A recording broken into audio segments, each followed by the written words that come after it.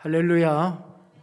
오늘 또 주님의 날 아버지 앞에 나왔습니다. 교회를 세우시고 주님의 보혈로 교회를 세우셔서 거룩한 교회를 이 땅에 세워주신 하나님을 찬양합니다. 매주 그리스도 안에서 함께 만나 예배하는 거룩한 모임, 오늘 또 이 예배를 하나님께서 받으실 줄로 믿습니다. 마음을 집중해서 하나님께 드려야 되고 세상의 모든 염려 다 내려놓고 다른 생각 다 내려놓고 오직 주님만 바라보며 예배하기를 원합니다. 햇빛이 비칠 때 렌즈가 있으면 불을 붙일 수 있죠. 햇빛을 조정해서 초점을 맞추면 불이 붙습니다.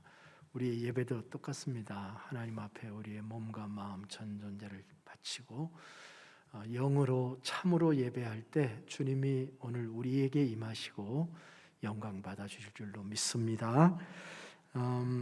지난 주간에 교회 연합회에서 모였고요. 2021년 새로운 임원을 다음과 같이 선출했습니다.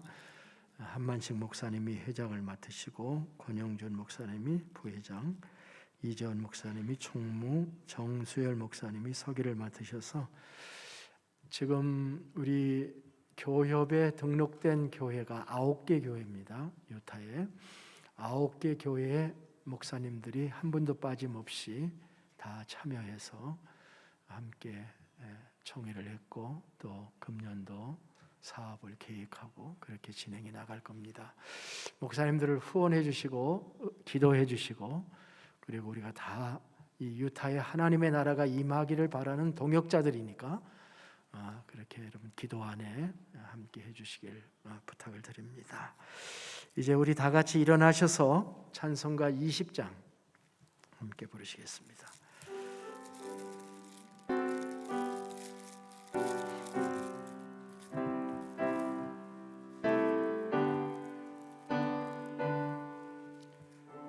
감격적으로 아름답게 큰 영광 중에 계신 주 나 찬송합니다.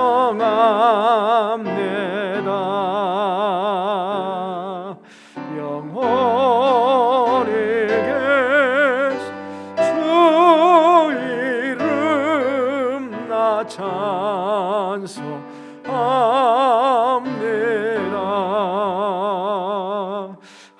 한없이 크신 능력을 나 찬송합니다.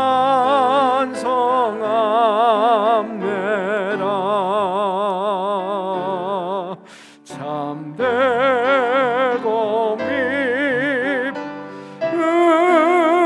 언약 나 찬송합니다.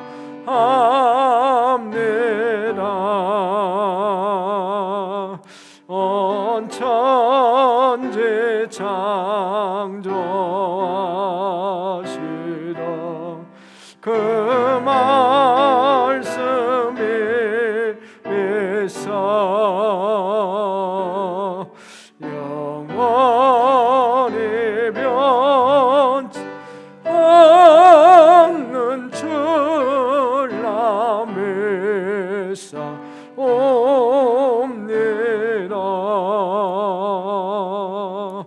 그 온유하신 줌성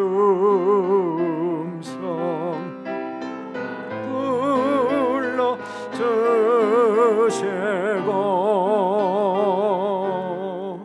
그 품에 품어 주시니 나 찬송합니다.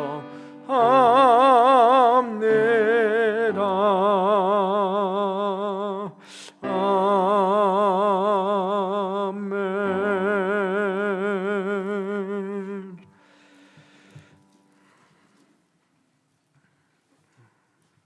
살아계신 아버지 하나님, 오늘도 우리가 주님 앞에 왔습니다. 주님의 도움이 없이는 한순간도 생명의 호흡을 할 수 없는 우리들이 지난 한 주간도 주님의 날개와 품 안에 우리를 보호해 주신 것을 감사합니다. 참으로 이 광대한 우주 가운데 한 점 지구와 같은 이 존재인데요, 지구의 한 먼지와 같은 우리들을 사랑하시고 우리를 구속해 주시고 하나님의 나라의 소망을 우리에게 주셔서 우리가 이 땅에 한정하지 아니하고 영원한 생명을 바라보며 신앙생활을 할 수 있는 축복을 내려주심을 감사합니다. 오늘도 하나님을 경외하고 예배하는데 우리의 기쁨이 있고 힘이 있습니다. 오늘도 우리의 예배를 연락하여 주시옵소서. 우리가 주님을 사랑합니다. 찬송합니다. 주님의 뜻대로 살기를 원합니다. 주님의 능력의 도움을 받으면 우리의 영성이 살아나고 우리의 세포가 살아 기쁨으로 주님을 예배하고 찬송하며 주님을 섬기듯이 한 형제 자매를 섬기고 사랑하며 죄의 고백을 하며 서로 교제하며 마음으로 뜨겁게 열심으로 서로 사랑하며 이 땅에 하나님의 나라를 이루어가는 거룩한 이 교회 공동체를 우리가 위에 헌신하기를 원합니다. 하나님의 이름이 이 땅에 떨어져 있고 주님의 명성이 조롱이 되고 있는 이 땅에서 우리가 살고 있습니다. 주님, 우리에게 주의 능력을 주셔서 주의 복음을 담대히 전하게 하시고 하나님 편에 서서 진리의 편에 서서 하나님 세상에 주님을 증언하는 자들이 되게 해주시고 우리를 통해서 하나님의 위대하심을 드러내며 하나님의 이름이 높여지는 거룩한 존재로 우리들을 사용하여 주시옵소서. 오늘도 겸손한 마음으로 주님 앞에 나와 예배하는 당신의 백성들 한 사람 한 사람 마음속에 염려와 근심과 억눌림이 없게 하시고 하나님의 자유, 하나님의 종의 사랑, 하나님의 기쁨으로 채워주셔서 이곳이 천국의 예배가 되게 하시고 하나님의 나라가 되게 하셔서 주님이여 이 땅에서 살아가는 동안 가장 아름다운 시간, 예배의 시간, 함께 모여 드리는 이 예배 시간에 하나님의 영광이 임하게 도와주시고 하나님의 음성을 듣게 하시고 하나님의 치료하심과 능력과 권위가 나타나는 영광스러운 예배 되도록 인도하여 주시옵소서. 주님, 이 나라와 이 미국을 주님의 손에 올려드립니다. 선하고 아름답게 인도해 주시고 이 나라의 형편이 어떠하든지 간에 믿음의 올바로 서서 이 세상에 빛을 비치는 하나님의 교회와 우리가 될 수 있도록 인도해 주옵소서. 예배에 성령이 함께 하셔서 말씀하시는 음성을 들을 수 있도록 우리의 귀를 열어주시고 하나님의 거룩함으로 주님 새롭게 하여 주시옵소서. 존귀하신 예수님의 이름으로 기도하옵나이다. 아멘. 아멘. Morning, everyone. Good to see you as always. Okay, we continue our study of Exodus, and today we're going to be in chapter 12, verses 1 through 14, as God prepares his people to leave Egypt in the land of bondage. He gives instructions for Passover. The Lord said to Moses and Aaron in the land of Egypt, "This month is to be the beginning of months for you. It is the first month of your year. Tell the whole community of Israel that on the 10th day of this month they must each select an animal of the flock according to their father's households, one animal per household. Now, if the household is too small for a whole animal, that person and the neighbor nearest his house are to select one based on the combined number of people. You should proportion the animal according to what each person will eat. You must have an unblemished animal, a year-old male. You may take it from either the sheep or the goats. You are to keep it until the 14th day of the month. Then the whole assembly of the community of Israel will slaughter the animal at twilight. They must take some of the blood and put it on the two doorposts and the lintel of the houses in which they eat them. They are to eat the meat that night. They should eat it roasted over the fire along with unleavened bread and bitter herbs. Do not eat any of it raw or cooked in boiling water, but only roasted over fire, its head as well as its legs and inner organs. Do not let any of it remain until morning. You must burn up the part of it that does remain until morning. Here is how you must eat: dressed for travel, sandals on your feet, your staff in your hand. You are to eat it in a hurry This is the Lord's Passover. I will pass through the night on the land of Egypt and strike the firstborn male in the land of Egypt, both man and beast. I am the Lord. I will execute judgments against all the gods of Egypt. The blood on the houses where you are staying will be a distinguishing mark for you. When I see the blood, I will pass over you. No plague will be among you to destroy you when I strike the land of Egypt. This day will be a memorial for you. You must celebrate it as a festival to the Lord. You are to celebrate throughout your generations as a permanent statute. May the words of the Lord always be a permanent statute to each of us.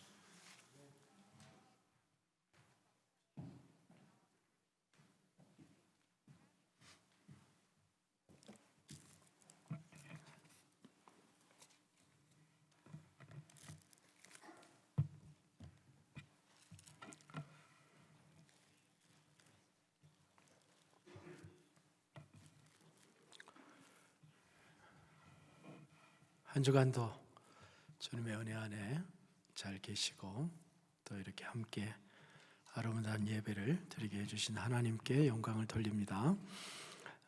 오늘의 말씀은 400년 동안 종살이를 하던 히브리인들이 애굽을 떠나는 감격적인 출애굽을 준비시키는 말씀입니다.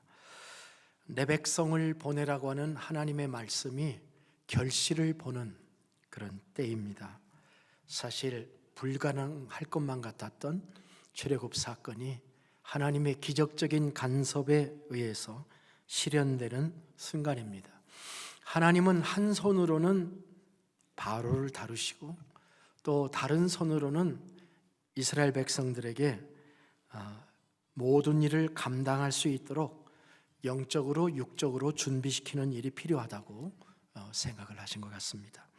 그래서 모세에게 전진의 명령을 내리셨습니다. 그리고 당장 해야 될 일을 말씀하셨습니다. 그리고 당장 해야 될 일이기도 하지만은 이 사건을 영원한 기억의 사건으로 만들어서 절기로 만들어 가지고 계속해서 절기가 되면 해마다 반복적으로 이렇게 기억할 수 있잖아요. 그럴 계획을 하나님께서 세우셨습니다. 하나님이 하시는 일들을 보면 이렇게 매우 계획적으로 또 멀리 내다보시고 완전하게 하시는 하나님이시구나 하는 것을 알 수가 있습니다. 이것이 오늘 우리가 살펴보려고 하는 것입니다. 우리가 말씀을 들어가기 전에 이렇게 질문을 하나 하고 싶습니다. 옛날에 저희 아버님도 저한테 질문을 하신 적이 있었는데 너희들은 한국의 역사는 제대로 모르면서 이스라엘 역사는 왜 이렇게 잘 알고 있냐? 그런 말씀을 하신 적이 기억이 납니다. 우리가 성경의 역사를 디테일하게 모른다 할지라도 우리가 오늘 이 말씀을 왜 우리가 또 보아야 되느냐? 이거 이스라엘 역사가 아니냐? 그런데 그렇게 단순하지 않습니다. 오늘의 말씀은 정말 우리와 상관없는 이야기가 아니고 우리와 상관이 있는 이야기입니다. 우리의 구원과 매우 연관성이 있는 말씀이다 라고 하는 겁니다. 그렇기 때문에 우리는 잘 살펴봐야 되겠습니다. 전도서 7장 13절에서 솔로몬은 이렇게 말한 적이 있습니다. 하나님께서 행하시는 일을 보라. 하나님이 행하신 일을 잘 보라. 이렇게 말씀한 적이 있습니다. 하나님이 굽게 하신 것을 누가 능히 곧게 하겠느냐. 하나님이 굽어 놓으신 것을 우리가 펼 수 없다는 거죠. 하나님이 펴놓은 걸 우리가 굽힐 수도 없고 하나님이 행하시는 일들을 자세히 살펴보면 거기에서 우리에게 주시는 메시지가 있다는 겁니다. 자, 오늘 하나님께서는 제일 먼저 뭘 하셨냐면은 새로운 시대를 선언하셨습니다. 새로운 시대. 1절 2절을 봅시다. 여호와께서 애굽 땅에서 모세와 아론에게 일러 말씀하시되 이 달을 너희에게 달의 시작 곧 해의 첫 달이 되게 하고 이렇게 말씀. 이거 굉장히 파격적인 말씀입니다. 이것은 새로운 나라의 출범, 새로운 시대의 출발을 의미하는 거죠. 일종의 역사를 재설정하는 거예요. 요즘 리셋이라는 단어가 상당히 유행하고 있는데 하나님이 역사를 리셋하라는 겁니다. 새로운 왕조가 출현하면은 그 왕조가 그 해를 원년으로 선포하는 수가 있죠. 옛날에 그 일본의 역사를 보면 소와 몇 년이 뭐예요? 하고 물었던 적이 있어요.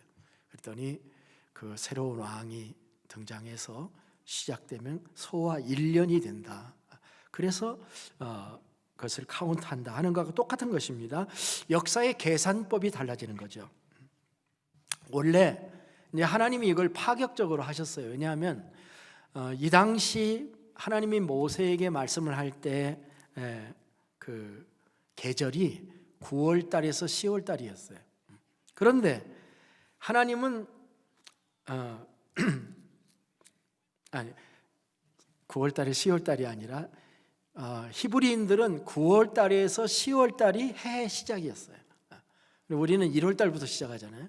근데 히브리인들은 9월 달, 10월 달부터 한 해를 시작했는데 그렇게 시작해서 3월에서 4월이 됐는데 하나님께서 지금 모세에게 말씀하시는 거예요.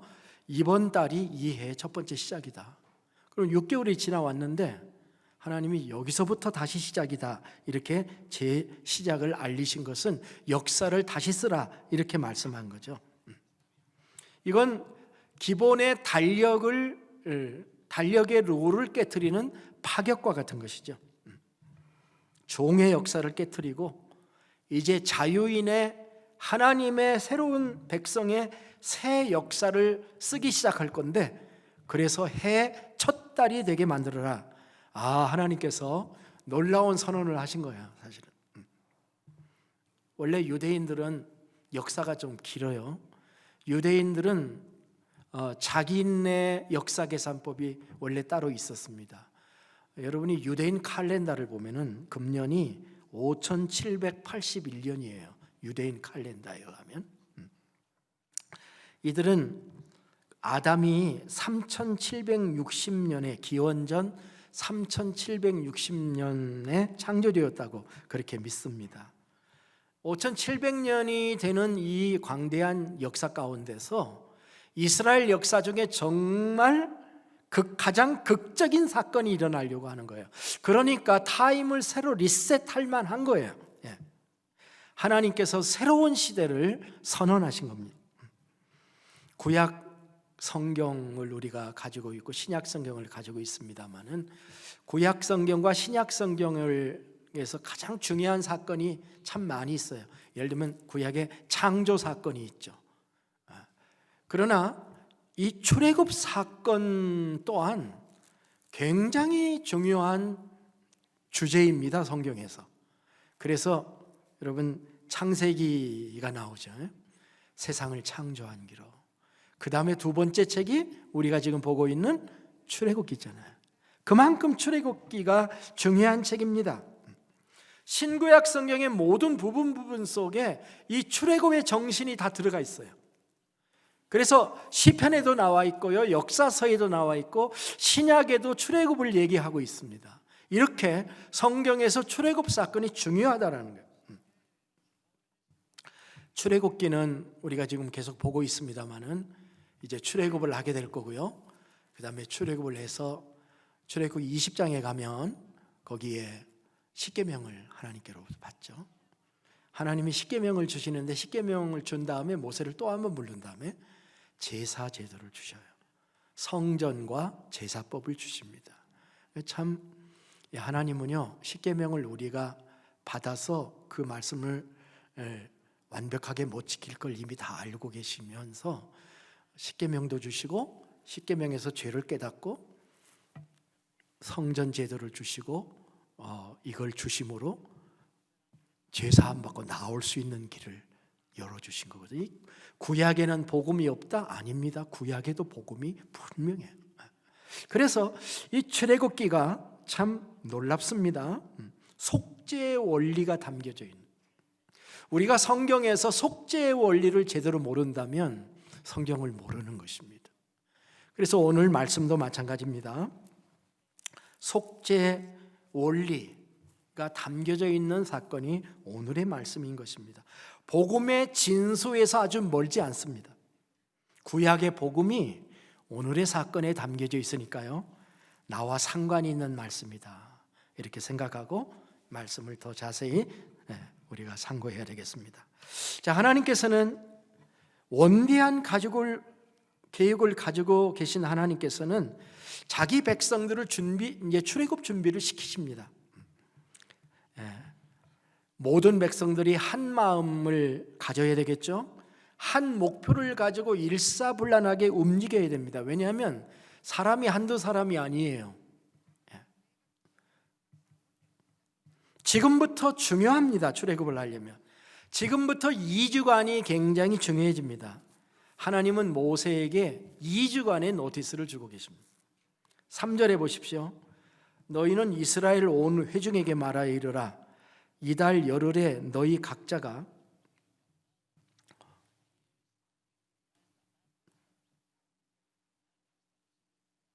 어린 양을 잡을지니 각 가족대로 그 식구를 위하여 어린 양을 취하되 그 어린 양에 대하여 식구가 너무 적으면 그 집의 이웃과 함께 사람 수를 따라서 하나를 잡고 각 사람이 먹을 수 있는 분량에 따라서 너희 어린 양을 계산할 것이며 너희 어린 양은 흠없고 일련된 수컷으로 하되 양이나 염소 중에서 취하고 이달 열 나흔 날까지 간직하였다가 해질 때에 이스라엘 회중이 그 양을 잡고, 이렇게 말씀하십니다. 자, 여러분, 이사를 한번 가려면은 시간이 얼마나 걸리나요? 참, 한 패밀리가 이사하는데도요, 보통 문제가 아니더라고요. 그런데 지금 민족 대이동을 해야 됩니다. 민족 대이동을 해야 돼요. 정말 2주가 짧죠? 이사 가려면 여러 가지를 해야 되겠습니다. 200만 명 정도나 되는 인구로 생각을 하는데요, 이거 주먹구구식으로는 할 수가 없어요. 인구조사도 하고 순서도, 가는 순서도 정해야 되고 어떤 민족이 먼저 나가고 나중에 나갈 건가, 이런 것까지 정말 생각하면 정말 잠을 잘 수 없었을 거라고 생각해요. 모세와 아론이 회의도 많이를 해야 되고 지도자들을 불러서 이 모든 것을 하는데 2주의 시간이 정말 부족했을 겁니다. 아마 모세가 40년 동안 광야 생활을 했잖아요, 원래. 그러니까 훨씬 도움이 됐을 거예요. 광야 생활이 어떠한 것을 모세가 너무 잘 알고 있으니까 이스라엘 백성들에게 지침도 많이 내려보냈지 않겠는가, 그렇게 생각을 합니다.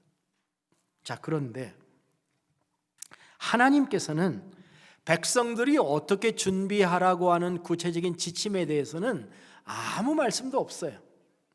그 대신 하나님께서는 마지막 출발하기 전날 밤에 어떻게 처신을 해야 될까, 그것을 준비해야 될 거인가에 대해서 하나님은 관심이 있는 것 같아요.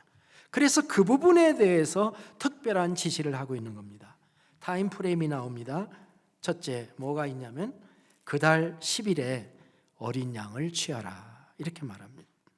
이렇게 써 있죠. 너의 어린 양은 흠없고 일련된 수컷으로 하되 양이나 염소 중에서 취하고, 그렇게 얘기했습니다. 어린 양이라는 게 뭡니까? 일련된 양을 어린 양으로 보는 것 같아요, 그죠? 그러니까 일련된 어린 양인데 양도 괜찮고 염소도 괜찮다. 염소도 어린 양으로 쳐주는 거예요. 염소가 우리는 염소인데 왜 양으로 계산을 안 합니까? 이럴 수도 있겠어요. 왜 일련된 양을 하라고 하셨을까? 아마 일련된 양이 고기가 가장 연하고, 그 다음에 오래된 양들은 그 고기가 많아서 한 가족이 먹기에 힘들어서 그러지 않았겠는가, 이렇게 생각을 합니다. 그런데 가족 수가 너무 적으면 이웃하고 함께 조인해서 한 마리를 잡고, 그래서 먹는 양을 계산해 가지고 잡는데 미리 많이 못 잡게 하셨어요. 딱 맞춰서 잡고 남은 것은 다 불태우고 이렇게 하나님께서 지시를 해 주셨습니다. 그런데 열흘 되는 날 1년 된 어린 양을 열흘에 취해 가지고 그 다음에 14일까지 그것을 간직하고 있어라, 그렇게 말씀합니다. 그리고 14일에 해가 지면 그 양을 잡으라, 이렇게 말씀했어요. 이 간직하다라고 하는 말은 그냥 데리고 있으라고 하는 것이 아니라 큰 관심을 기울이라라고 하는 뜻을 의미하고 있습니다. 먹이를 그냥 주고 4일 동안 데리고 있는 게 아니라 매우 세심한 주의를 기울이고 잘 관찰해 보라, 이런 말씀입니다.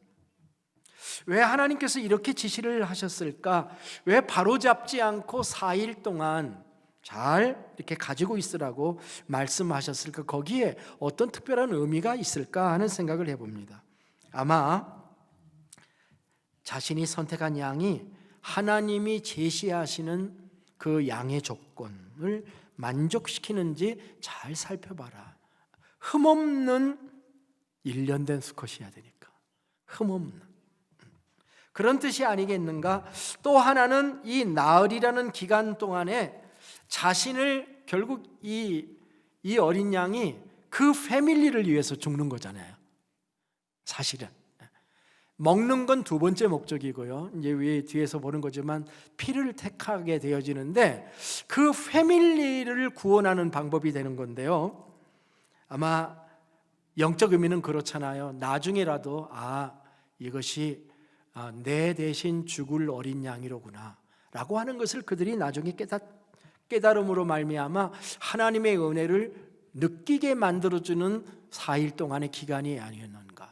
이 4일의 기간은 마치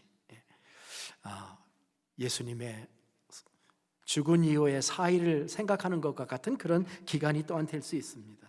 아직 대속의 개념을 알기에는 부족한 사람들이지만 하나님은 흠없는 숫양이 재앙을 대신하여 죽어서 장자의 재앙을 지나가게 만드시고 그 몸의 생명을, 그 몸을 먹음으로 생명을 얻게 하려고 하는 복음에 담겨져 있는 깊은 뜻을 담은 그런 행위를 하나님께서 이 백성들에게 요구하셨다, 이렇게 볼 수가 있는 것입니다. 그러면서 하나님께서는 유월절을 제정하십니다.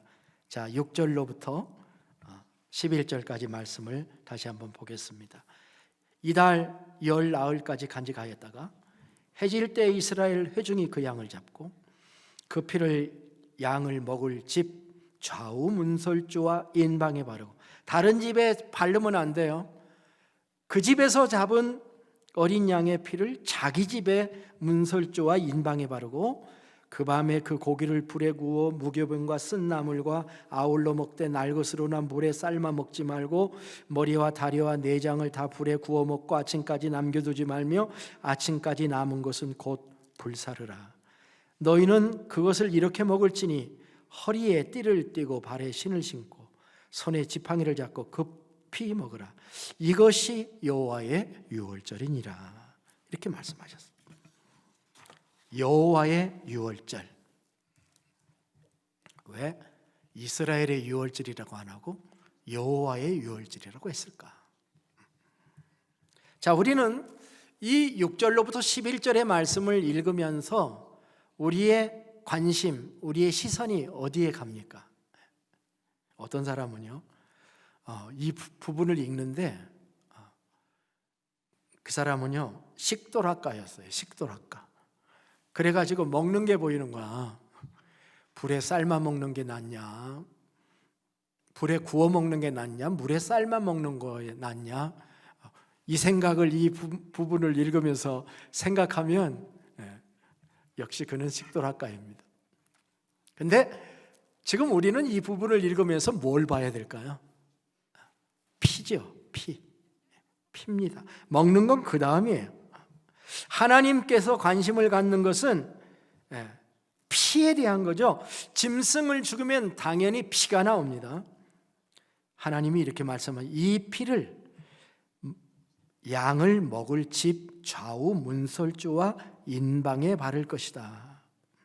이게 어디다 바르다라고 하는 거냐면은, 문이 있으면은, 이렇게 문이 있잖아요. 이렇게 문이 있으면 이제 요게 문설주입니다. 양쪽에 있는 거. 그리고 이게 인방이에요.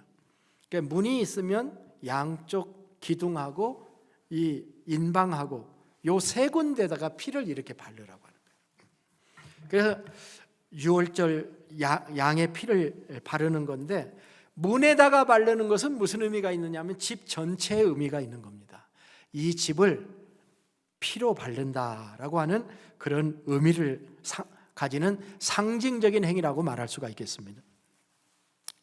사실 우리가 지금 출애굽기 12장을 보고 있는데, 창세기에도 보면은 제사를 드린 그런 흔적들이 보입니다. 어디에 나왔을까 한번 생각해 보세요. 제일 먼저 나온 건 창세기 4장입니다.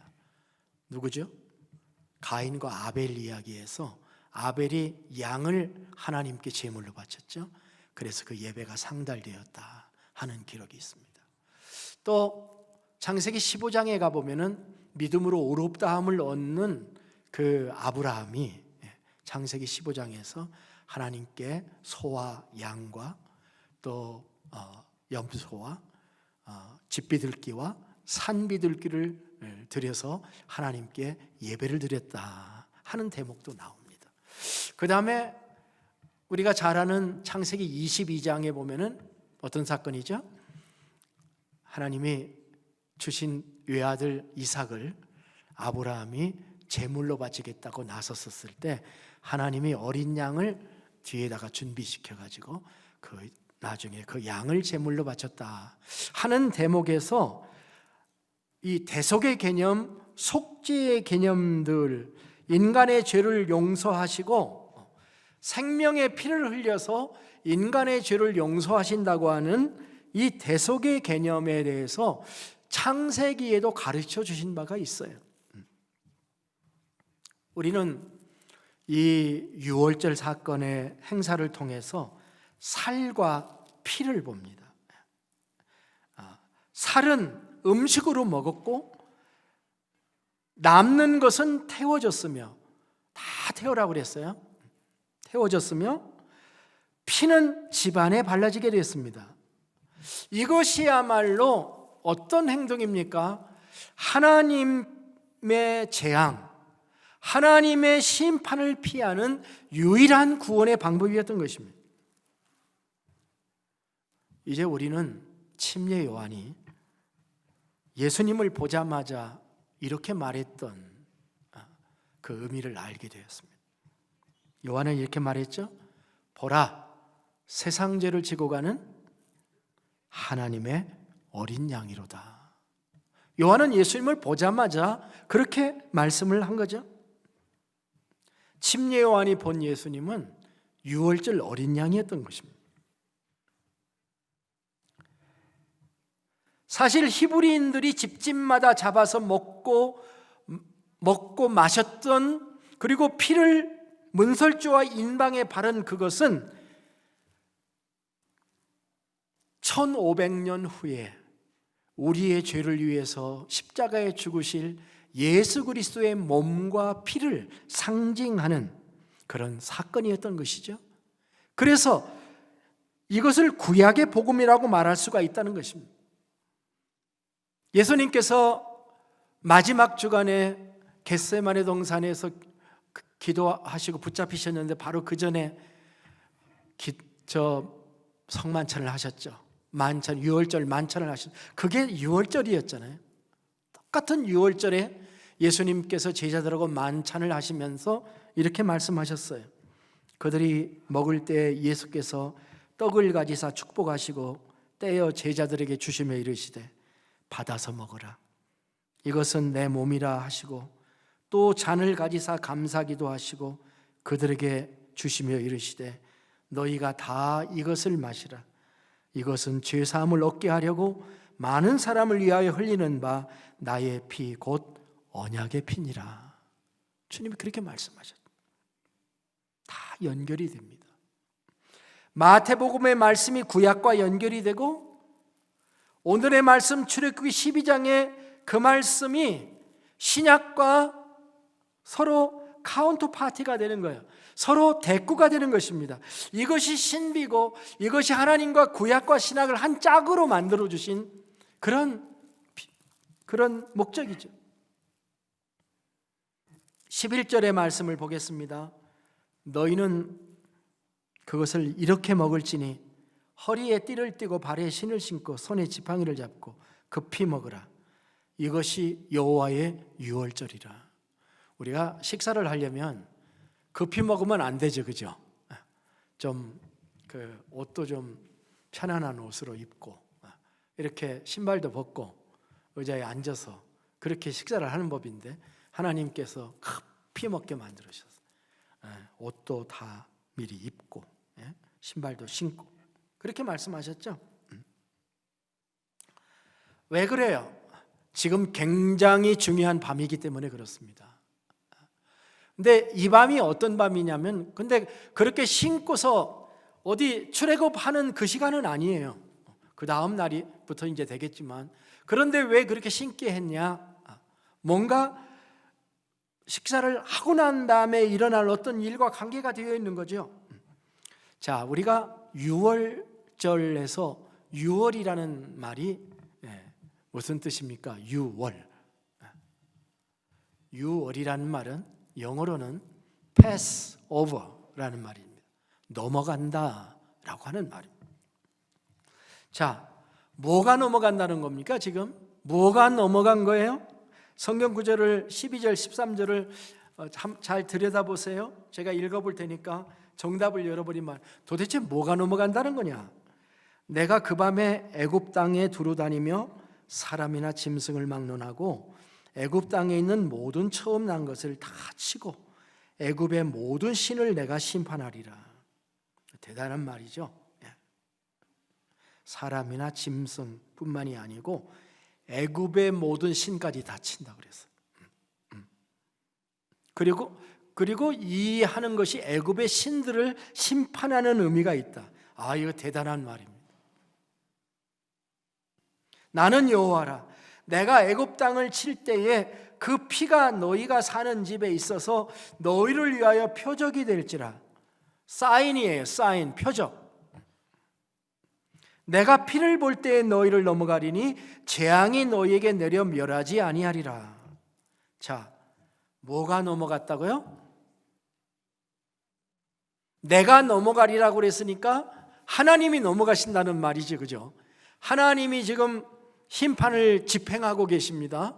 집집마다 방문하시는데 하나님이 넘어가신다는 말인데 그 말의 의미는 뭐가 넘어간다는 의미냐면 재앙이라는 뜻입니다.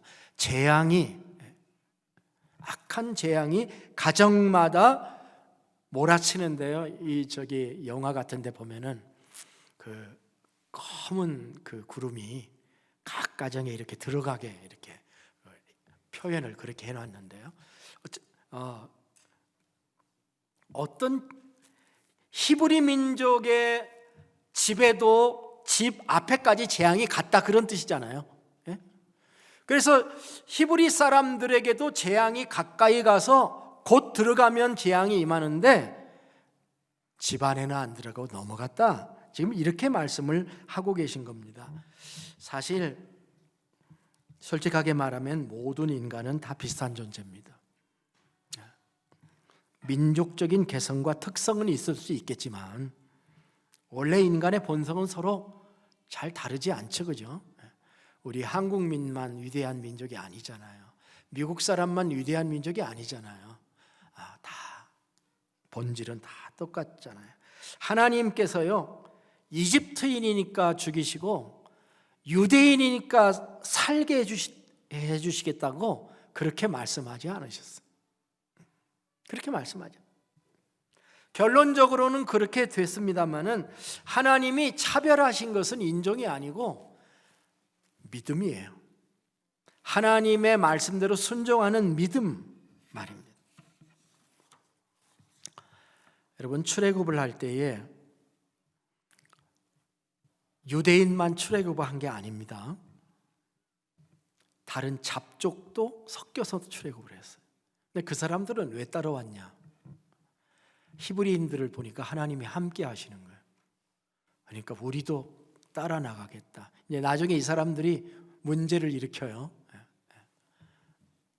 어쨌든 하나님은 지금 자기의 백성에게 가르치고자 하는 것이 이거예요. 인간의 죄가 재앙을 부르지만 어쩌면 인간들은 다 죄성을 가지고 있어서 심판받을 수밖에 없는 운명을 가진 것이나 다름이 없지만 스스로 죄에서 벗어나서 완전한 인간이 되었으면 참 좋겠지만 사실 그건 태초부터 실패한 거였어요. 무흠했던 아담과 하와가 하루아침에 하나님의 원수의 입장에 서게 됐잖아요. 하나님이 참 실망을 많이 하셨던 거죠. 그러나 하나님은 실망해서 끝나지 않고 또 보완하시죠. 그래서 가죽옷을 지어 아담과 하와를 입히실 때 그 가죽옷은 피를 흘린 다음에 나온 거죠. 그리고 사랑으로 덮어주신 것이 하나님이셨습니다. 네. 이제 하나님께서 자기 백성을 구원하시기는 하시는데 이 하나님의 백성도 이렇게 들여다보면 이방인이나 다름없이 살아왔던 민족이었기 때문에 이 하나님의 백성들에게서 이 재앙을 넘어가게 해주시는 어떤 특별한 특단의 대책이 필요했던 거죠. 이게 은혜입니다. 근데 오늘 본문에 보니까 재앙이 어떻게 넘어갔다고요? 재앙이 무엇을 볼 때 넘어갔다고요?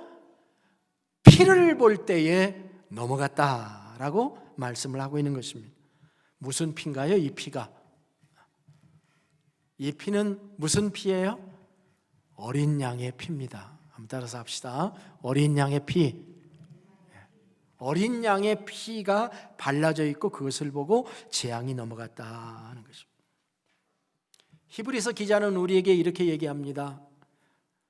율법을 따라 그의 모든 물건이 피로써 정결하게 되나니. 성전 안에 있는 모든 물건이 어떻게 정결하게 되냐? 피로써 정결하게 되고, 모든 하나님의 백성이 어떻게 정결하게 되느냐? 피로써 정결하게.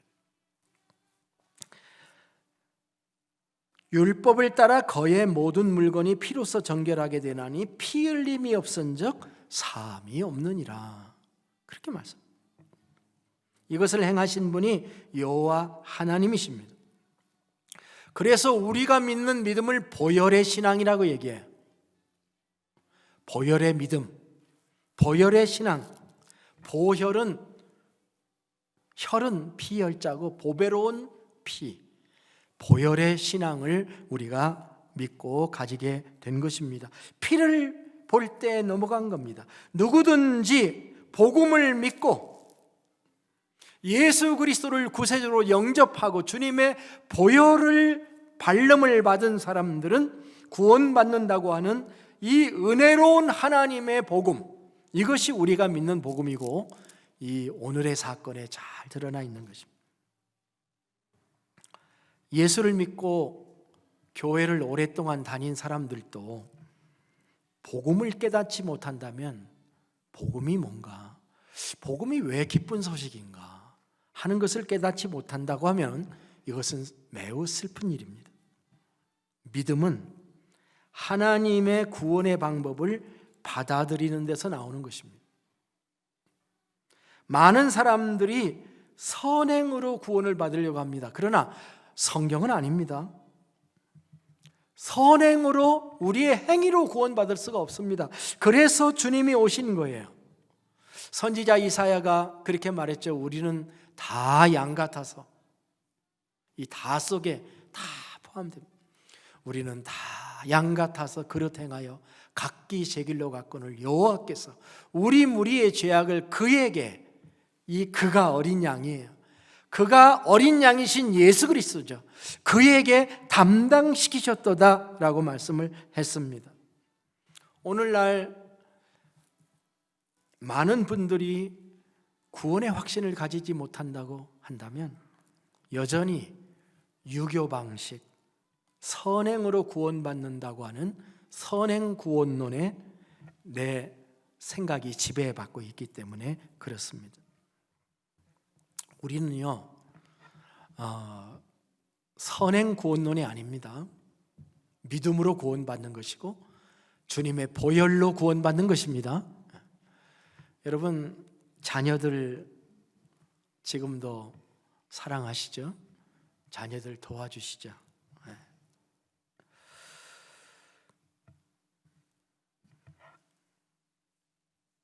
자녀들이 여러분 지금도 자녀들을 왜 도와주십니까? 이뻐서 도와주십니까? 아니면 내 자식이기 때문에 도와주십니까? 이쁠 때는요 어렸을 때, 갓 태어났을 때, 아주 아장아장 걸을 때 이쁘죠. 잠깐 그래요. 그런데 곧 우리가 발견하는 것은 무엇입니까? 아이들을 키우는 일이 만만치 않다라고 하는 것을 우리가 곧 발견하게 되죠. 그 다음에 느끼는 생각은 뭡니까? 나는 우리 부모에게 어떤 사람이었을까라는 생각을 또 하죠. 나도 우리 부모에게 이렇게 그런 아이였을까? 저도 우리 딸한테 너 왜 그러냐 하고 뭐라고 책망할 때가 있어요. 너 왜 그래? 그러면 우리 딸이 뭐라고 대답하냐면은 왜 그렇게 났어?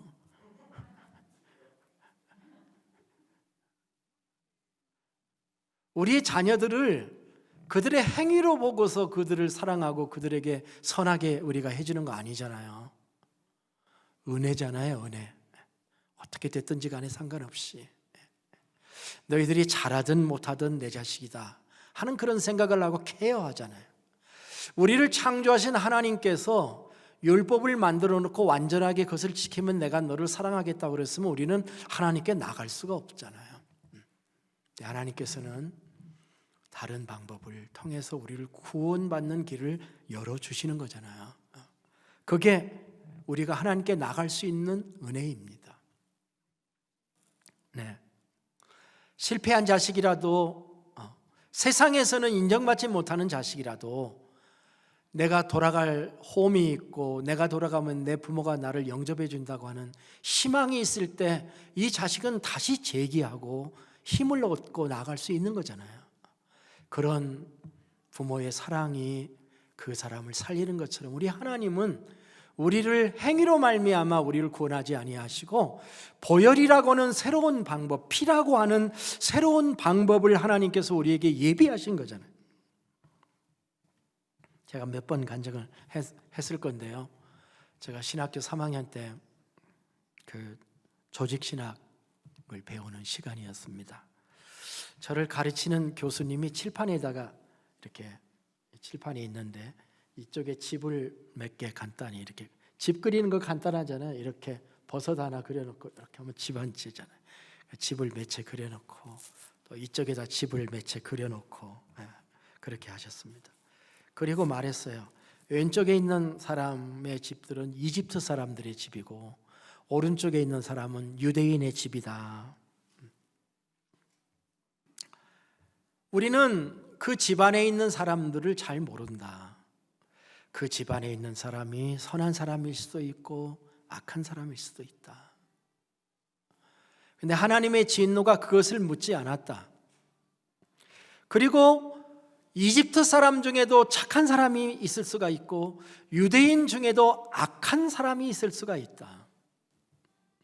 하나님께서는 착하냐 악하냐라고 하는 것을 따지지 않았다.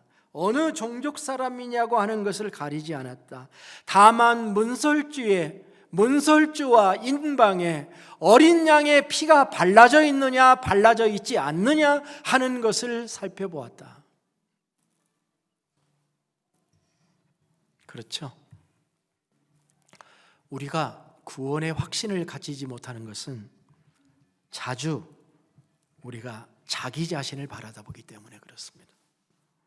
예수 그리스도를 바라다보고 그의 보혈을 바라다봐야 하는데 자기 자신을 바라다봅니다. 우리가 자기 자신의 행위를 바라보는 한 우리는 영원히 구원받지 못할 사람처럼 내 자신을 인식할 때가 있어요. 조금 괜찮을 때는 내가 구원받은 것 같고 조금 망가지고 점점 참 나쁠 때에는 나는 하나님의 나라에 가지 못할 사람 같고, 우리는 이렇게 수없이 반복하게 될 겁니다. 그러나 만일 우리가 주님의 보혈을 믿고 나의 삶에 그리스도의 보혈을 바르기만 한다면, 믿는다고 한다면 재앙이 나를 지나갈 것이라고 하는 이 주님의 복음을 믿고 받아들이기만 한다면 우리의 구원이 보장되어 있다. 급히 허리를 묶고 신발을 신고 나가서 할 일은 뭐냐면 그 주님의 보혈을 문설주와 인방에 바르는 일을 하는 겁니다. 저는 이 강의를 들으면서 나의 모든 위선, 그리고 나의 모든 인간의 노력이라고 하는 이 껍데기들이 그냥 우두둑 떨어져 나가는 소리를 들었습니다. 그리고 그때 이후로 하나님의 구원을 믿고 받아들이며 다시는 의심하지 않고 그것을 생각할 때마다 하나님을 찬양하게 되었습니다. 이것이 여호와의 유월절입니다. 이것이 복음의 핵심이라고 하는 것을 우리에게 알게 하셨습니다. 그래서 하나님께서 너희는 이 날을 기념하여 여호와의 절기로 삼아 영원한 규례를 지킬지라 하고 제도화하셨던 것입니다. 그리고 유대인에게 자손 대대로 유월절을 지키며 음식을 먹으면서 이 이야기를 전하라고 가르치십니다. 유대인들의 십계명을 더 세분화해서 613가지의 그 계명 리스트가 있습니다. 거기를 보니까 그 613가지의 4번부터, 4번이면 바로 초부죠. 4번부터 23번이 모두 다 유월절에 관한 규례를 디테일하게 이렇게 오늘 본문을 바탕으로 만들어 놓은 것을 보았습니다. 그래서 유대인들은 지금도 지킵니다. 유대인들은 이 유월절을 3대 명절 중에 하나로 생각을 하고 오순절과 초막절과 함께 유월절을 지키고 있습니다. 그런데 저는 이런 생각을 했습니다. 우리가 비록 유대인이 아니지만 현대를 사는 그리스도인들에게도 주신 절기가 맞다, 이렇게 생각을 합니다. 왜냐하면 이 절기는 유대인의 절기뿐만이 아니라 그리스도인의 절기이기도 하다. 왜냐하면 거기에 복음이 담겨져 있기 때문입니다. 이 유월절의 어린 양의 피는 어린 양의 피가 아니라 예수 그리스도의 보혈을 상징하는 것입니다. 예수 그리스도의 보혈이 원류고 이것이 그림자입니다. 그림자를 먼저 보여주시고 나중에 하나님의 마음속에 있었던 영원한, 이게 참이에요. 십자가에서 죽으신 예수님의 보혈이 우리 마음에 발라지고 우리에게 믿음이 되어질 때 재앙이 우리를 벗어날 뿐만 아니라 영원한 생명을 우리에게 주시는 하나님의 복음을 우리에게 알게 해 주시는 겁니다.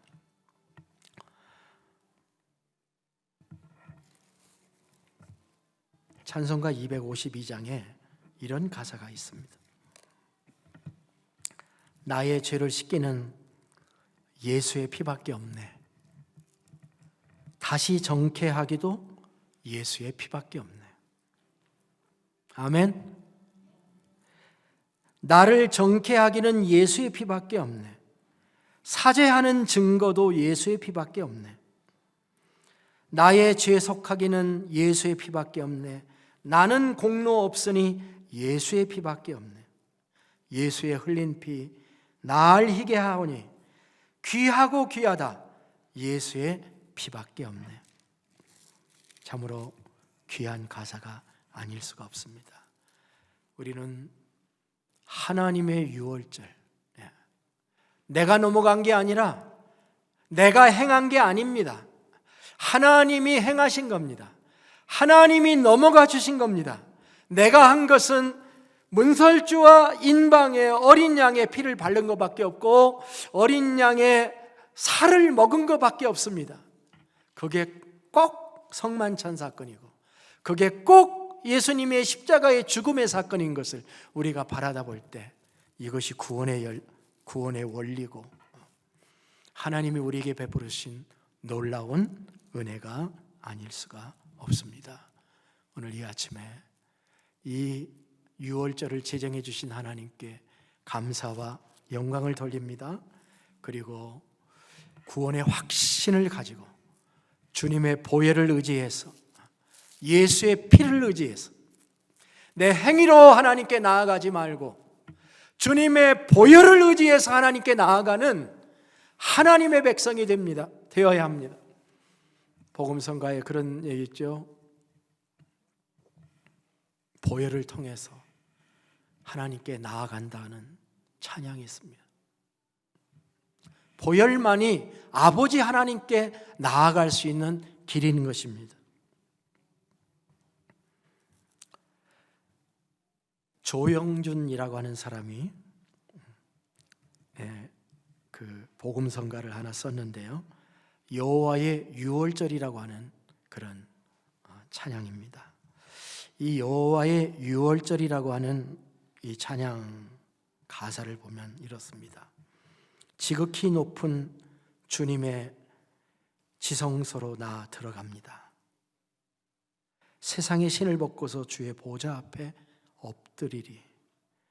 내 주를 향한 사랑과 그 신뢰가 사그라갈 때 하늘로부터 이곳에 장막이 덮치네.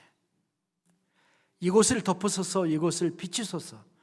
내 안에 무너졌던 모든 소망 다 회복하리니 이곳을 지나소서, 이곳을 만지소서. 내 안에 죽어가는 모든 예배 다 살아나리라. 살아난 예배, 생명력인 예배가 무엇이겠습니까? 주님의 보혈을 의지해서 하나님의 전에 나가서 하나님을 예배하고 하나님께 영광을 돌리는 예배입니다.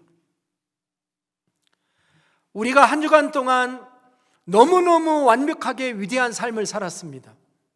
그리고 주일날을 맞아서 주님, 내가 한 주간 동안 이렇게 위대한 생을 살았습니다. 하나님 감사합니다. 이렇게 내가 나와서 하나님을 예배하면 아마 하나님이 이렇게 얘기하실런지도 몰라요. 너 바리새인이로구나. 그렇게 말씀하실런지 몰라요. 반대로 한 주간 동안 실패도 했고 주님이 원하지 않는 삶도 살았습니다. 한 주간 동안 지옥이었습니다. 그럼에도 불구하고 주님을 바라다보며 주님 제가 죄인입니다 하고 저는 제 힘으로는 주님께 나갈 수 없는데 주님의 보혈을 의지해서 아버지 하나님 앞에 나왔습니다. 저를 받아주세요 하고 나오면 하나님께서 네가 저 바리새인보다 더 의롭다라고 말씀하십니다. 우리는 우리의 행위를 의지해서 하나님의 존전에 나갈 수 없는 자들입니다. 유일한 길이 보혈입니다. 그것은 재앙을 벗어나는 길만이 아니고 우리는 보혈을 의지하여 지성소에 들어갈 수 있는 자들이에요. 제사장도 보혈로 자기를 정결케 한 다음에 지성소에 들어갔던 것처럼 우리도 주님의 보혈만 하나님 앞에 나갈 수 있는 그런 길인데 이 놀라운 보혈의 공로를 우리에게 허락하신 하나님을 찬송합니다. 오늘도 주님 보혈 의지해서 지극히 높은 주님 앞에 지성소에 들어가 세상의 신을 벗고 주님 보좌 앞에 엎드렸더니 주님이 나를 덮어주시고 내 안에 무너졌던 모든 것들을 다시 회복해 주셔서 하나님을 만나고 새 힘을 얻어 주의 성전을 나가 세상에서 승리하는 하나님의 능력 있는 종들이 되시기를 주님의 이름으로 축복합니다. 기도하겠습니다. 하나님 아버지, 당신의 유월절은 우리의 유월절입니다. 우리는 예수 그리스도의 보혈의 공로로 구원받은 하나님의 백성이 된 것을 찬양드립니다. 우리의 구원을 자신의 공로로 단정하지 않게 하시고 우리로 항상 주님의 보혈을 의지해서 구원의 기쁨을 누리는 삶을 살게 해 주시옵소서. 존귀하신 예수님의 이름으로 기도드립니다. 아멘. 다 함께 일어나셔서 찬송가 252장을 부르시겠습니다. 252장.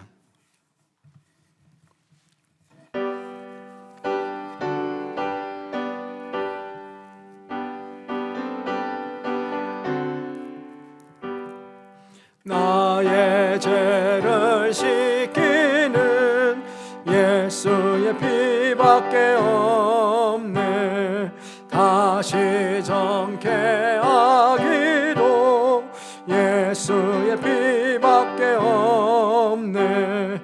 예수의 흘린 피 나를 개하오니 귀하고 귀하나 예수의 피밖에 없네. 나를 정케 하기는 예수의 피밖에 없네.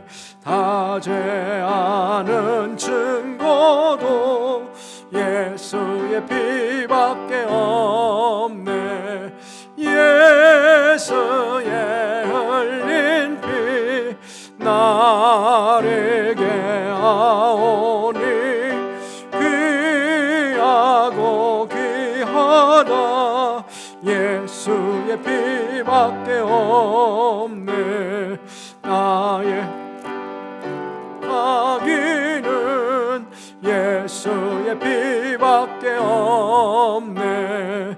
나의 의 없으니 예수의 피밖에 없네.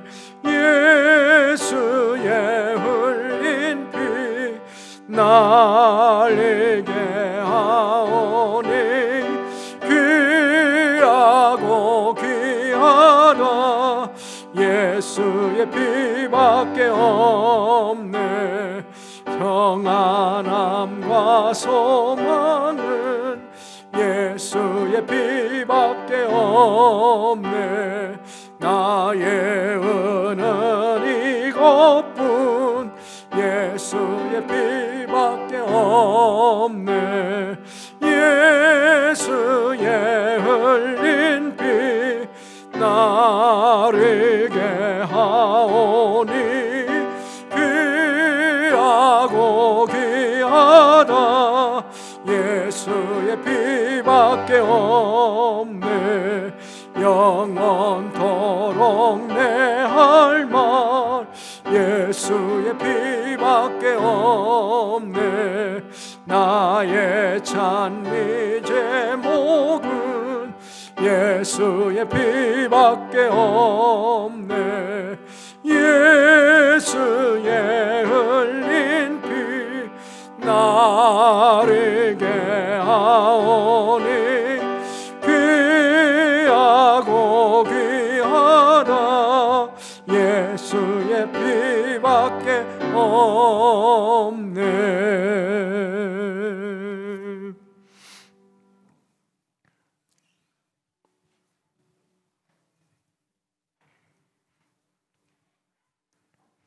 주님의 보혈을 여러분의 몸과 마음과 영혼에 발라야 합니다. 그것이 우리가 구원의 길이고 생명을 얻는 길입니다. 우리의 몸을 주님의 피에 잠그고 주님 앞에 나아가기를 원합니다. 주님 우리를 정결케 해 주시옵소서. 우리의 생각도 우리의 계획과 의지와 우리의 전 존재를 주님의 보혈로 정하게 하여 주셔서 우리를 새 사람 되게 하시고 날마다 거룩한 존재로 하나님 앞에 설 수 있는 그런 성도로 삼아주신 하나님을 찬송합니다. 주님의 보혈 의지에서 늘 주님 앞에 나가 주님을 예배하고 주님과 교제하며 거룩한 성도의 삶을 살아가기 원하는 모든 성도들을 축복해 주셔서 이 여호와의 유월절을 확신하게 하시고 믿음의 고백을 할 수 있도록 축복해 주시옵소서. 이제는 우리 주 예수 그리스도의 은혜와 우리 아버지 하나님의 무한하신 사랑하심과 성령의 감동 감화 내주 역사 이로 충만케 하심이 주님의 보혈을 의지하고 하나님 앞에 구원의 확신을 가지고 나아가기 원하는 모든 성도들 위해 영원토록 함께 계시기를 축원하옵나이다. 아멘.